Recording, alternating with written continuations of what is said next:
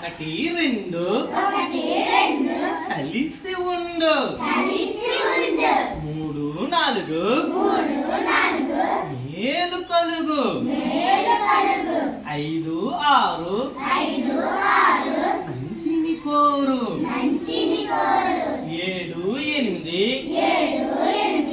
లోకం ఎవరిది నీది నాది అందరిది.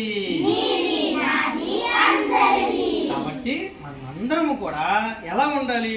కలిసి ఉండాలి అందరి మంచిని కోరాలి, అందరితో ప్రేమగా ఉండాలి, అలాగే అందరికీ మేలు కలగాలని మనం అనుకోవాలి.